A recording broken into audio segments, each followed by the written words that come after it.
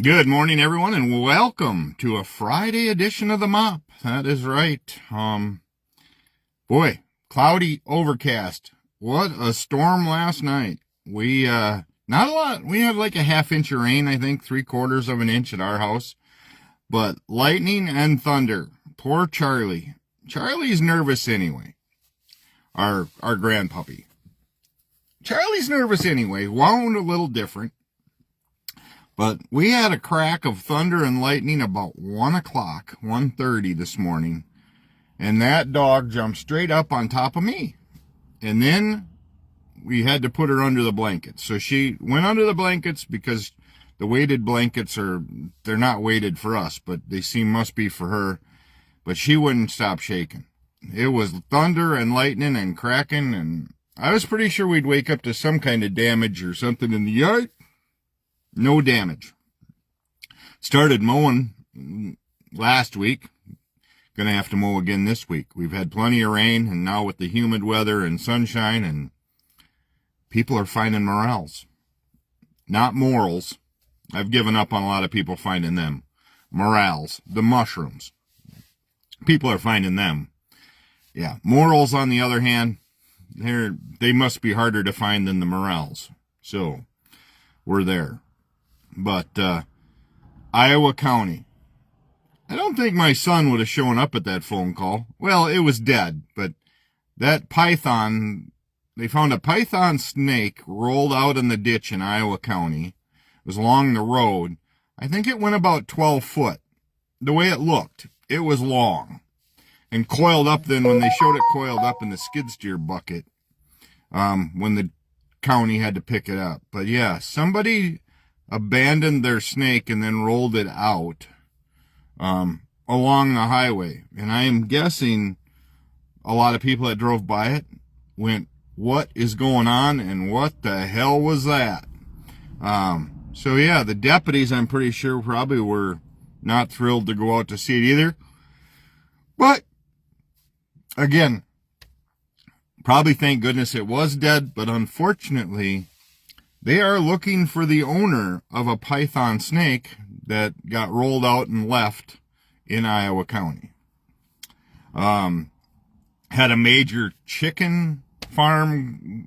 It sounds like the egg place went up in fire yesterday, and people are worried about with the bird flu and all that stuff, which I'm not sure of what happened there. And then, of course, we have people worked up in so many ways. And I tell you what, I struggle with this. I struggle with like Ridgeland Farms, the Beagle facility. It's kind of why I struggled with the facility in Spring Green, where they are using beagles and stuff for scientific research. Okay, I get the research part. I understand why you do mice, rats, whatever. But I am hearing stories now from ex-employees, and who knows? It'll be interesting when it comes all out, but they were not using any anesthesia or knocking them out. They were doing eye surgeries and stuff with the dogs fully awake. If that is the case, you are some sick sons of bitches. Okay? If you're a human and you can do that to a dog, you are a sick son of a bitch. And your facility needs to be shut down. Because if there are dogs that you're gouging eyes doing that stuff and you're not knocking them out to do it, you're actually doing it while they're awake and alive, may God rest your soul in a place, may you burn in hell. That's my put. I am a dog lover, even if you were doing it to cats, and this guy hates cats. I am allergic to them, deathly allergic, hate cats. But I would tell you the same thing if you're doing that to cats. If you are doing that to any animals where you're not knocking them out and you're just doing surgeries, yeah, may you rot in hell. That's what I got to say to that. And I can say that because I think that's just disgusting. And yes, I don't agree with how the protests are going. I don't believe you should forcefully enter to do anything like that. There's got to be legal ways about it. There's got to be things to get. I see now that there is some federal court cases. lodged or started against Ridgeland Farms, but I don't agree with how much manure and everything all these farms are spreading either. 31 million gallons, 40 million gallons of manure that's getting spread. And Chris, they're farmers. They need to, yeah, those cows aren't living either. I remember when my grandfather had cows, and those cows were happy cows. They were out in the pastures. They came down, even when my brothers were doing it. They were out in their pastures. They'd line up. It was always so cool to start them walking, coming. They knew the time. It was amazing how they knew what time it was. They'd just slowly start walking up to the barn, and those are happy cows. These cows now these days are just stuck on carousels, getting fed, and then stay on the carousel, go around, and then they don't see the green grass at home. They just see concrete. And I struggle with that. I struggle with these $20,000, $30,000, $100,000, bird egg farms. But it has to be done to feed society. The milk has to be done. Cheese, whatever it may be. But I struggle with what the manure is going to do to our well waters, to our waterways, to things like that. If you have catastrophic spills, which has happened numerous times. And some of these farms are pumping manure 2-3 miles in, 8-inch hose, must be 8-inch probably, to another field. And then, their semis are hauling them, and I struggle with it. I struggle with the big commercial farms anymore. Just because of how big they're getting and needing to get bigger. And it's just amazing. And it's amazing to me too what the price of beef is these days. It's crazy. It's crazy what gas is. I just filled up today, $3.80, $3.79.9, so $3.80. My half a tank now costs me what my full tank did not that long ago. And I heard it was going to go down, and it has not yet done that. So you can piss off on trying to tell me how things and prices wise are down and things are getting cheaper. Yeah, you can piss off with that note. Things are not getting cheaper. Things are not going down in price. So, what have you done? I talked yesterday about starting your day off right. I started it off this morning laughing with the guys at the port. It's nice to sit around and talk to guys that are older than me, smarter than me, more just general, lived through a lot harder times than I have. They were milking and farming at young ages, driving tractors and all that stuff when they were young. And you can tell by their bodies, they're beat up. They lived a life, but they still enjoy it every day. They're still planting today. They're still farming because that's what they know. So, with that said,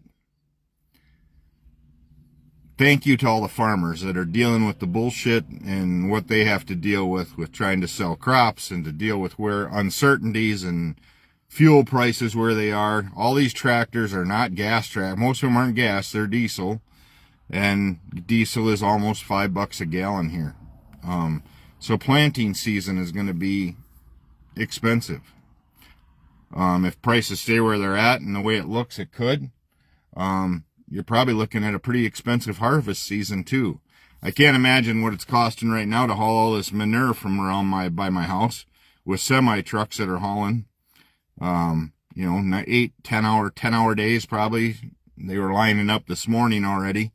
To haul 27 million gallons of manure, and to think that that's all getting spread somewhere. My mom's house in Gotham was contaminated.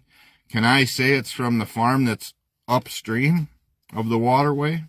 No, but it was bacteria. I don't know, and it's a sand environment where she lived.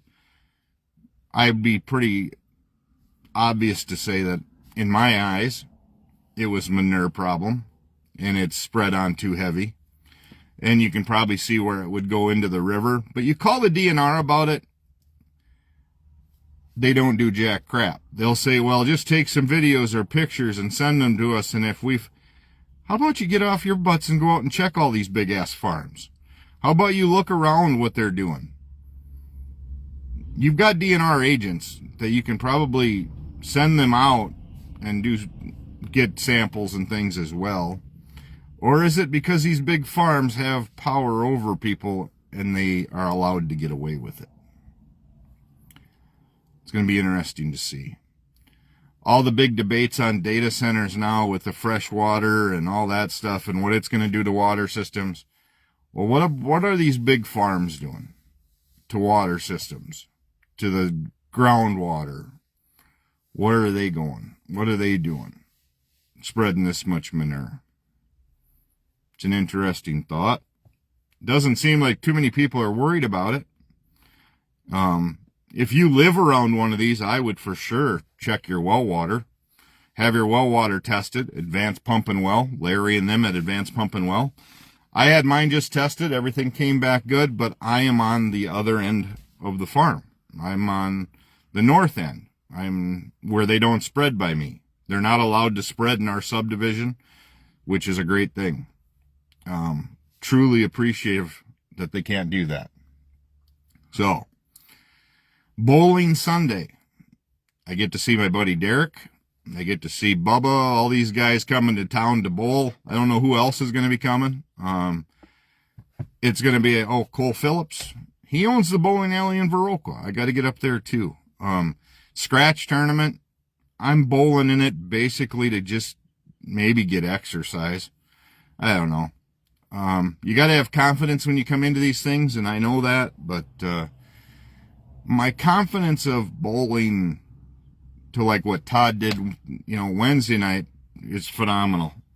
Someday I'll have a 300 maybe, if the 10 pin doesn't whack me or whatever. But yeah, but it is cloudy and overcast here in southwest Wisconsin. So take your time today, enjoy your day, pray for those around you. If you see somebody struggling, reach out and help them along. And we'll go from there. Have a great day. As always, take time to bless somebody today. And we'll talk Monday morning after this weekend. Hopefully this weekend will be good. We'll get some stuff done. Bye.